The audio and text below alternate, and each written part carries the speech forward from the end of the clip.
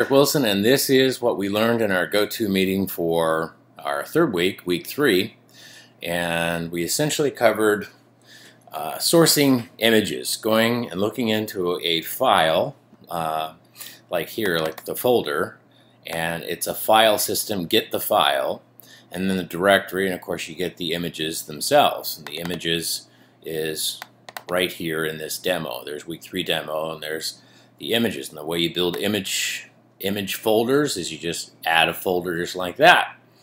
And we made it, and this works. When you run the program, this is what you get.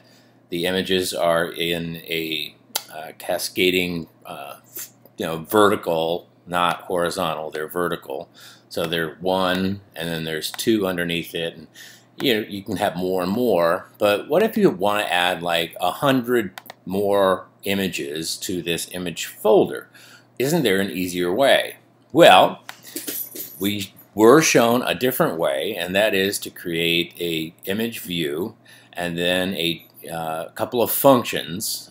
This one was just one of many ways of doing it.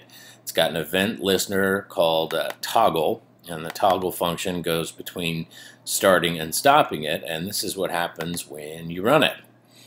Of course, that's not going to work because I didn't have the right thing selected. Bear with me here. This is what happens when you run it. You will toggle through image after image after image after image. And this is on the iPad. Here's your alert. You get it started. It loads the images, and it runs for 1500 milliseconds, which, undo that, is 1.5 seconds. So 1/1000, 2/1000. You got your functions there of stopping it. You can stop it on an image. But that wasn't the point of the week 2 session. The point of the week 2 session was to kind of show us how to store images in a more efficient way. And I believe the reason is because the first couple of videos they're showing you how to make boxes and put images in those boxes, make them clickable, make them full screen.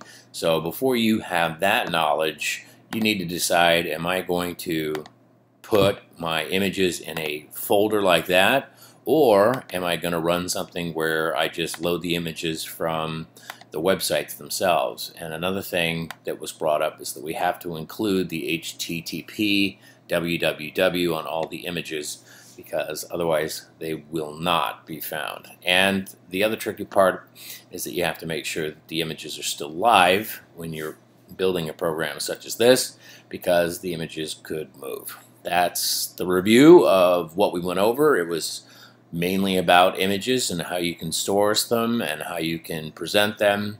It was presented in 2 different ways, and that was really our week 3 go-to session. Have a great week.